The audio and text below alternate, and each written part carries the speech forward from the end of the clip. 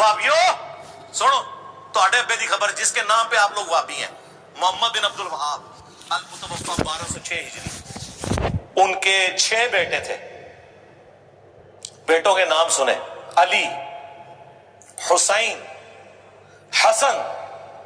ये नाम वाबी रखते हैं।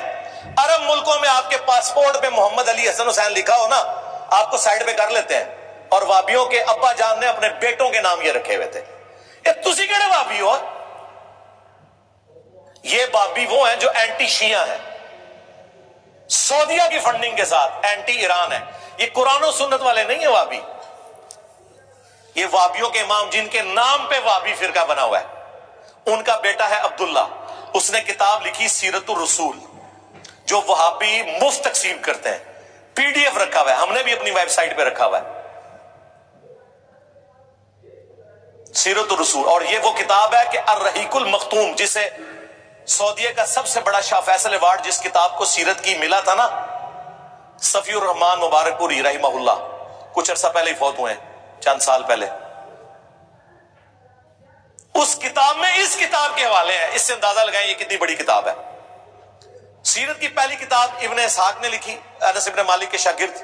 उसे मुख्तसर किया सीरत इब्न हिशाम ने रहिमहुल्लाह ताला। और फिर बाद में अगर कोई मुख्तसर हुई है तो ये है, वो हमने स्टॉल पे रखी हुई है, आप ले भी सकते हैं, नो प्रॉफिट नो लॉस के ऊपर।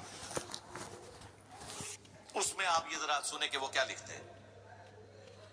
लिखते हैं कि हजरत मुआविया रज़ियल्लाहु ताला अन्हु ने अहले शाम समेत सैयदना अली की बैत नहीं की, फिर उनकी सिर्फ मुखालफत ही नहीं की, बल्कि उन पर कत्ल उस्मान में इयानत और उस पर रजामंदी का इल्जाम लगाया कि उस्मान को अली ने मरवाया, नाऊज़ु बिल्लाह। और जिसके बेटे हसन हुसैन उस्मान के दरवाजे पर रज़ियल्लाहु ताला अन्हु अलैहि सलाम खड़े हो उनकी हिफाजत के लिए, उनके ऊपर इल्जाम लगा रहे हो। वो कहते हैं इल्जाम तो लगाया, मगर अल्लाह ने सैयदना अली को इस इल्जाम से बचा लिया। ये मैंने कभी कहा है? इनका वाबियों का अब्बा लिख रहा है। हूं जवाब चाहिए तुहाडे अब्बे दे बारे फतवा चाहिए। नीम रावजी लगाया हुआ है। नासबियो आधी हदीस बताइए जी, मौला अली ने फरमाया मेरी वजह से 2 फिरके जहन्नम में जाएंगे और 2 गुमराह होंगे, एक मेरी मोहब्बत में गुलूफ करके, एक मेरी दुश्मनी में। मोहब्बत वाले वो जी रावजी, ते दुश्मनी वाले अल्लाह माफी दे अब्बा। हाँ, वो साढ़े शहजाद भाई कहते हैं अपनी लैंग्वेज। उन्होंने एक अहले हदीस को कहा ना कि ये हदीस है, वैसे इसकी जो मरफू हदीस है वो ज़ईफ है, लेकिन मौकूफन दुरुस्त है, मौला अली का कौल। तो उसने कहा अच्छा, ये मोहब्बत में गुलूफ करने वाले तो रावजी हैं, तो ये दुश्मनी में गुलूफ करने वाले कौन है? उन्हें कहा अल्लाह माफी दे आपा, असी अहले हदीस, असी देवबंदी बरेलवी, असी सुन्नी। ये मेरा गोल्डन कोड याद रखिएगा। ला आज और ले लो। ये हो ही नहीं सकता कि दुनिया में कोई शिया हो और उसके अंदर राफजियत ना पाई जाती हो, और ये हो ही नहीं सकता कि दुनिया में कोई सुन्नी हो और उसमें नासबियत ना पाई जाती हो। इल्ला ये कि अल्लाह किसी को बचा ले, सुन्नी और शिया दोनों में से, और इल्ला ये कि वो हमारे साथ अटैच हो। इधर अल्लाह के फजल से बिल्कुल जो जिसका तौहीद भी कुरान की बयान होगी, इय्याका नअबुदु व इय्याका नस्तईन। कोई बाबा नहीं, कोई बुजुर्ग नहीं, सिर्फ अल्लाह मुश्किल कुशा। और आलुल बैत का भी दिफा होगा। अल्हम्दुलिल्लाह गदीर खुम पे ये प्लेटफॉर्म खड़ा है। फिर वो आगे जाके लिखते हैं वाबियों के इमाम के सैयदना अम्मार की शहादत के बाद हजरत अमर बिन आस ने भी लड़ाई तर्क कर दी और बहुत से लोगों ने उनकी पैरवी की। हजरत मुआविया ने उनसे पूछा तुमने लड़ाई क्यों छोड़ दी? उन्होंने कहा हमने अम्मार को कत्ल कर दिया, और मैंने खुद रसूलुल्लाह से सुना था कि अम्मार को बागी जमात कत्ल करेगी, लिहाजा हम तो बागी हुए।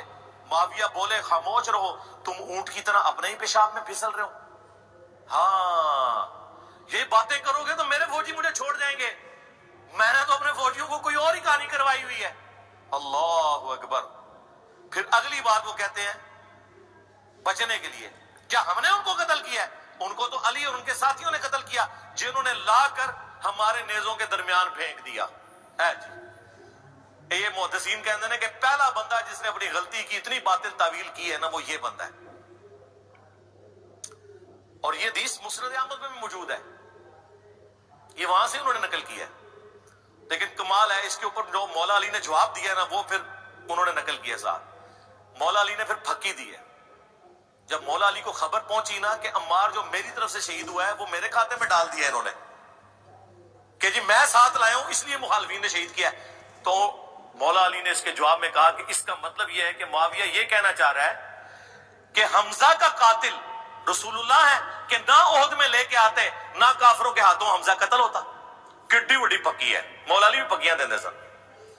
اور اس سے یہ بھی پتا چلا کہ اس طریقے سے اس لہجے میں بات کرنا گستاخی نہیں ہوتی. یہ نہیں ہو سکتا کہ آپ کہیں کہ رسول اللہ کی توہین کر دی کہ رسول اللہ کو قاتل کہہ دیا حمزہ کا. بھائی سمجھانے کے لیے جملے بولنے پڑتے ہیں. یہ میں آپ لوگوں کو ایک علمی پوائنٹ دے رہا ہوں. ویسے ایبسولوٹلی تو آپ نے کہنا تھا کہ حضرت علی نے یہ فرض کر لیا ہے کہ قاتل حمزہ جو ہے رسول اللہ ہے. نہیں، سمجھانے کے لیے فرض کیا ہے جو قرآن میں آیا ہے، قل ان کان للرحمن ولد فانا اول العابدین. اے نبی تم فرماؤ اگر رحمان کا کوئی بیٹا ہوتا سب سے پہلے میں اسے پوچھ رہا ہوتا. تو اس کا کیا مطلب ہے کہ اللہ یہ کہنا چاہ رہا ہے میرا کوئی بیٹا ہے؟ نہیں، سمجھانے کے لیے. اسے کہا جاتا ہے تعلیق بالمحال. محال بات سے مثال ایسی بیان کرنا جو امپاسبل ہے. جیسا وہ امپاسبل ہے اس طرح یہ بھی امپاسبل ہے. مولا علی کی یہ جو پھکی ہے نا پھر انہوں نے نقل کی، کیا زبردست پھکی ہے. یہ ممنون الوہاب صاحب ہے، یہ وہابی پتہ نہیں کس کی اولاد ہے. پھر وہ آگے اینڈ پہ وہ لکھتے ہیں جس سے ان کو تکلیف ہوگی، بنو امیہ سیدنا علی کی تنقیص اور ان کے بارے میں نازیبا الفاظ استعمال کرتے رہے. ہاں، مگر اس عمل سے علماء کے دل میں علی کی محبت بڑھی اور قدر و منزلت میں اضافہ ہی ہوا. عمر بن عبداللہ بن زبیر کہتے ہیں کہ بنو امیہ 60 سال تک ممبروں پر انہیں گالیاں دیتے رہے مولا علی کو، مگر ان کا کچھ نہ بگاڑ سکے بلکہ ان کی شان پہلے سے بلند ہو گئی. صلوات بر محمد و آل محمد. اللہم صلی علی محمد و علی آل محمد. صلو علی محمد و آل محمد. اللہم صلی علی محمد و علی آل محمد.